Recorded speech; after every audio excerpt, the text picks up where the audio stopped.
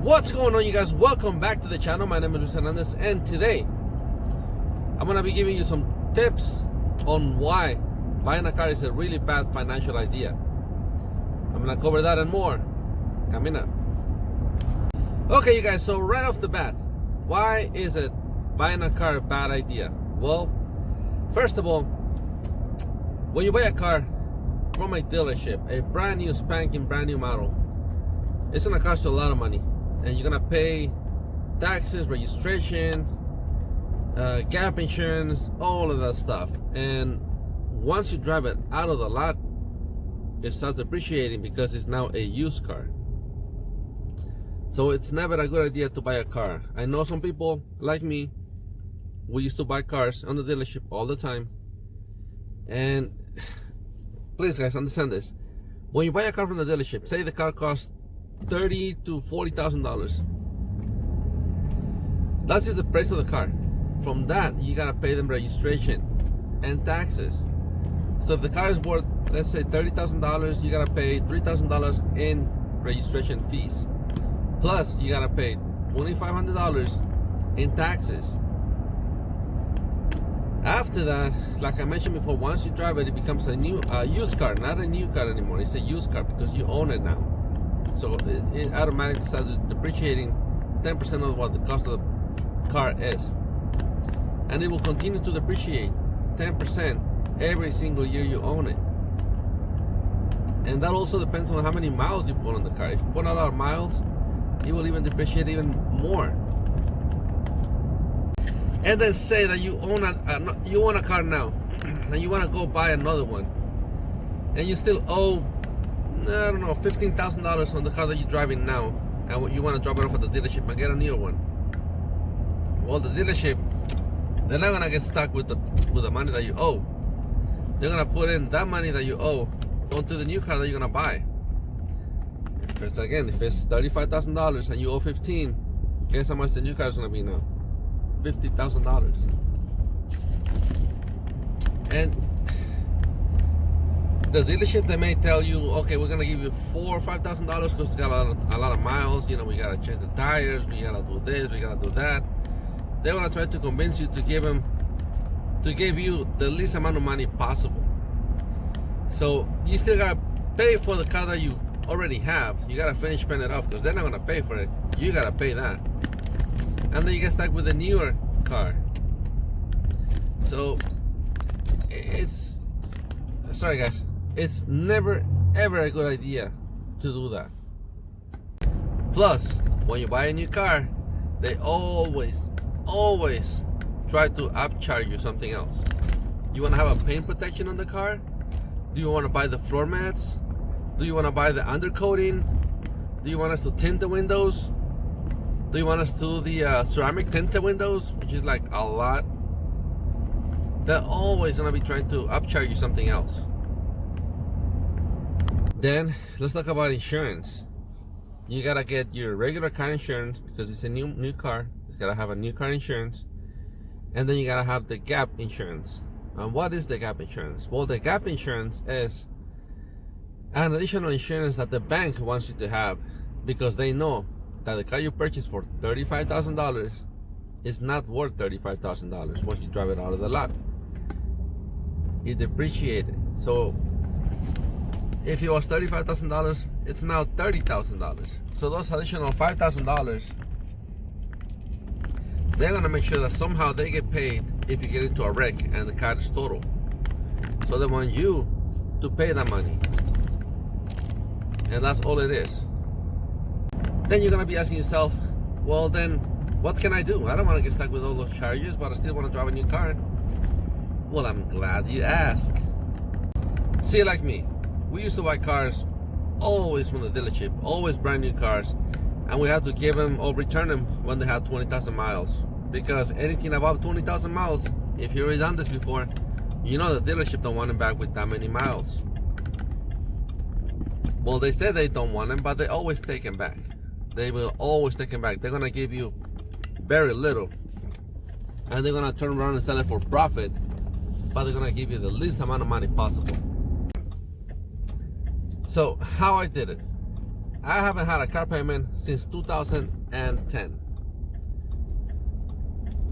And I'm still driving newer car models, 2016s, 2018s. My secret is you gotta be willing to compromise a little bit, just a little bit. You gotta buy something that is called a salvage vehicle. Now, some people get scared because, well, the cars get into a wreck and they're pretty much destroyed.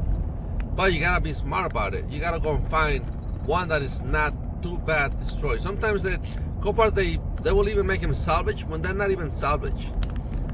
I have bought vehicles in the past that they were clean titles, but because back then I didn't have a dealer license, they will have to make them salvage titles. There was nothing wrong with the car. There was never in a wreck.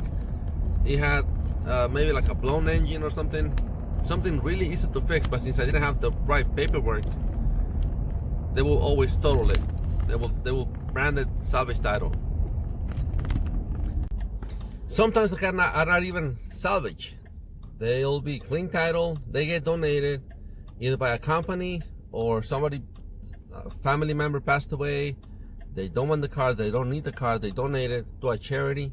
That charity brings it to Copart. Whatever money it sells for, that's what they get. So you gotta be smart about it. Look for those deals. Also, you can also buy cars from Copart, IAA. You can find them in Craigslist, Let Go, Offer Up. But always make sure before you buy the car, ask for the V number and enter that V number on Google. Google will give you the picture of how the car was damaged before you buy. That way you can see that if the car was a rollover accident and now they made it look like nothing happened, you can at least know what happened before you buy. You can also do a Carfax. Carfax, if you go through the Carfax website, they will charge you like $40 or $30 per each one. If you buy them on eBay, you can probably pay $6. I've done it for $6 each one. What happens in eBay, they buy a lot of them at a discount price and then they sell them for profit. So that might be something you can utilize before you buy those cars. The other one, I'm going to show you this one. It's a 2018 Acura ILX that I purchased from Craigslist from a guy that bought it from Copart. I paid $7,500 for this vehicle, and it still had a sticker inside for $32,000. And the damage that this car has, it was very minimum. It was basically suspension damage. All the suspension on the passenger side had to be replaced. Headlight, fender had to be replaced. The bumper, I fixed it, so I didn't have to spend that money on that. And I paid roughly about $2,000 to get it all done. Painted, replaced, new airbag, done. So $7,500, another $2,000. It's a lot less than the $32,000 from the dealership, plus the fees and all the stuff, like I said. And the car had probably around, I want to say, 4,000 to 5,000 miles on it. It was a brand new car. It still had to smell brand new. It still had the plastic things on the chrome pieces and stuff. It was a brand new vehicle that somebody just got into an accident and lost the money, but they're lost. It's my gain, and that could be your gain as well. And I'm gonna give you one more example before you go. I bought a 2016 Nissan Altima with 30,000 miles, $8,000 taxes included, out the door, $8,000. That car had 30,000 miles. I drove it till it had 49,000 miles. I put in almost 19,000 miles on that car. And when I sold it for $8,000. So I had a car for 20,000 miles, basically almost a year, because I put in a lot of miles on that car really quick. And I didn't lose any money at all. Nothing. I paid $8,000, I get $8,000 back. And I've done that many times. The key for doing this, guys, is if you want to buy a salvage vehicle, you got to make sure that it's got very little miles. 5,000, 10,000 max. That's what you want to buy if you want to make a profit out of those. Even if you don't make a profit, you can say the Acura that I purchased, I bought it for $7,500, $9,500 after the repair was done and everything. I can drive it around. Right now it has close to 28,000 miles, and I can still sell it for probably 12, 13. So I'm not losing any money. If I don't, even if I put another 15 to 20,000 miles on it, I sell it for 10,000. I still get my money back. That's what I'm trying to tell you guys. You don't lose money on the salvages. People are scared of them, but don't be afraid of them. One more myth I want to tell you is that once you buy a salvage vehicle, you cannot buy insurance. That's a lie. The insurance company, you can go to anyone. You can go to Geico, Farmers, any company that you have. They will ask you for the VIN number. You give them the VIN number, and they will insure the car. They won't charge you additional fees because it's salvage. They will charge you the same rate. Those rates are based on your driving record. So it doesn't matter what kind of car you have, it matters your driving record. I have full coverage on the Acura, and it's a salvage title, and it's got full coverage.